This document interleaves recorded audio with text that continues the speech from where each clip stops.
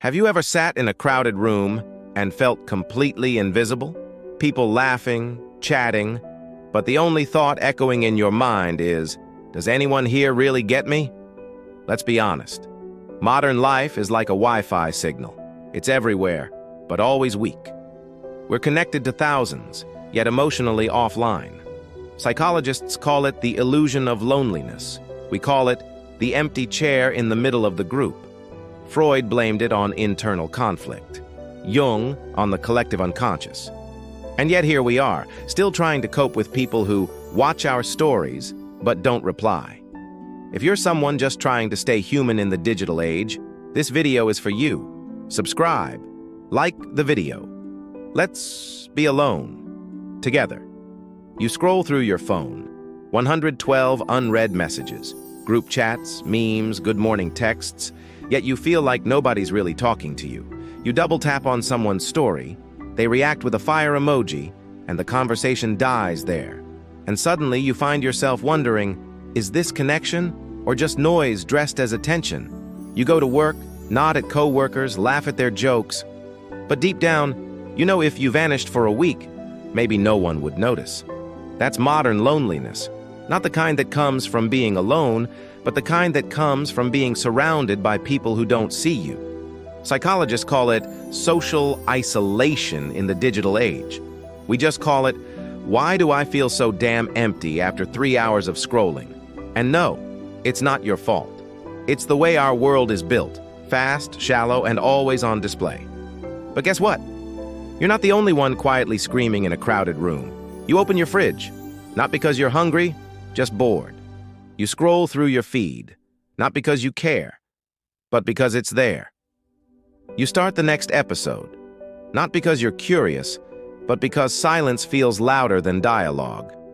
This is how we cope now. We don't cry. We scroll. We don't scream. We snack. We don't sit with discomfort. We swipe it away.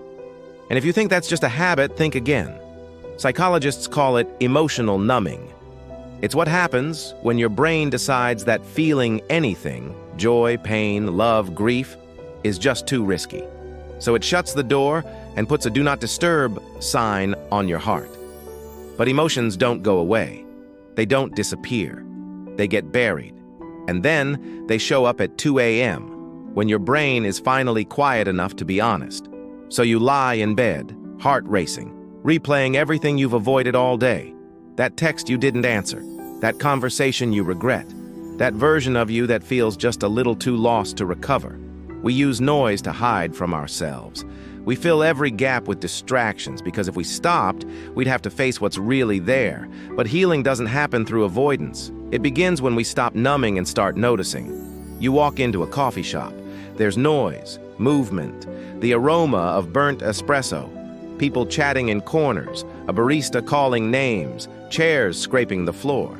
And yet, you feel like a ghost. You order your drink, nod politely, and take a seat by the window. You look at the people around you, groups laughing, couples whispering, someone typing frantically on a laptop. They all seem to belong somewhere. You're just observing. And here's the strange part. You're not alone. You're in a room full of people, yet you feel miles away from all of them. This isn't shyness. It isn't introversion. It's something deeper. It's the quiet ache of disconnection, of craving intimacy in a world that's constantly performing, of wanting to be known, not followed, not liked, not hearted, known. Social media promised us more connection, but what we got instead was comparison. We don't measure relationships by depth anymore, but by notifications. How many people viewed your story, liked your reel, commented on your lunch? Somewhere along the line, we stopped talking and started curating. And in that process, we lost the art of presence, of sitting with someone and just being. If you've ever felt unseen in a room full of people, you're not antisocial. You're just longing for something real. You're at a gathering, maybe a birthday, maybe just some forced hangout you couldn't say no to. Someone hands you a drink, someone else asks, "So, what do you do?" You smile, answer, Nod at their story about their dog, their job, their weekend plans. You play the part. But inside, you're somewhere else. You're scanning for an exit. Not because you're rude or uninterested, but because small talk feels like static in your brain. You crave a different kind of dialogue. Not how's work, but what keeps you awake at night. Not, did you see that show? But what have you lost that you never talk about? But people flinch at depth. They change the subject. They laugh nervously. Because honesty, real honesty, it's intimate. And intimacy is terrifying when you live in a world built on polish and pretense. So you shrink your questions. You match the surface. And when you finally leave, you feel more alone than when you arrived. It's not that people are boring. It's that you're starving for meaning, and they're offering sugar packets. So maybe loneliness doesn't come from lack of people. Maybe it comes from too much pretending. From too many, I'm good, you exchanges, and not enough, I don't know how I'm holding it together. You don't need more voices in the room. You need one soul who sees past the script. You open your phone to check one message. An hour later, you're still scrolling, thumb moving, eyes glazed, brain half present. It starts small, a reel, a meme, a quote that says something vaguely inspiring. Then it becomes something else. A friend's wedding, a stranger's house tour, an influencer's morning routine with 17 steps and perfect lighting. You don't realize it, but your heartbeat changes. Your breath gets shallower, your shoulders tense, because every swipe says something. You're not doing enough. You're not happy enough. You're not enough. This is the loneliness of the feed. Not because you're alone, but because what you see isn't real. It's edited lives, filtered joy, perfected sadness. And the more you scroll, the more distant your own life feels. You begin comparing your raw footage to their highlight reels, your silence to their soundtracks, your messy, beautiful, unfinished story to their curated snapshots. And suddenly, your own life feels blurry. Not because it is, but because you've been staring too long at someone else's version of better. So you close the app, not out of strength, but exhaustion. And still, the silence after feels heavier than before. You didn't just waste an hour.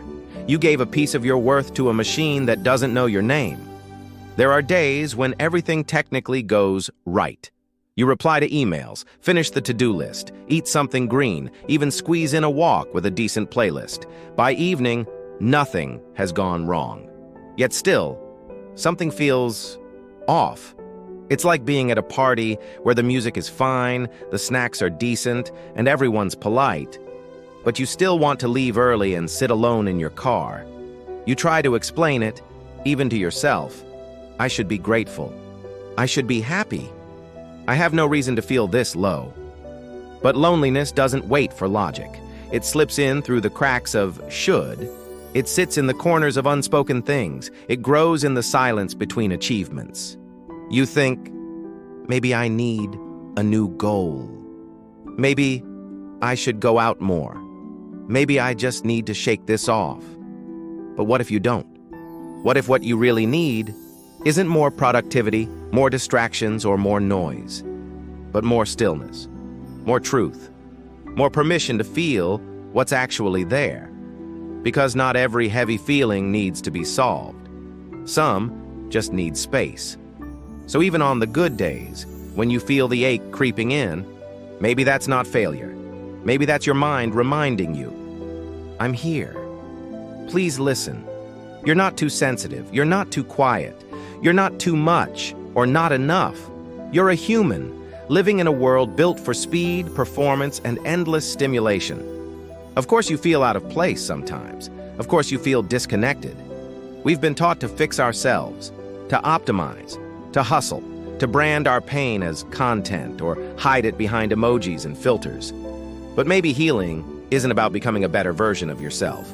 Maybe it's about remembering who you were before the noise, before every emotion had to be explained, before every moment was something to capture, before rest had to be productive. Modern loneliness isn't just the absence of people, It's the absence of presence, of being seen without performance, of being heard without a caption. But here's the quiet truth. You are not broken. You're just overwhelmed. You don't need to be fixed. You need space. You need grace. You need to be held by something softer than pressure. So tonight, don't scroll to escape. Don't perform to belong. Just breathe and know that even here in this silence, you are not alone.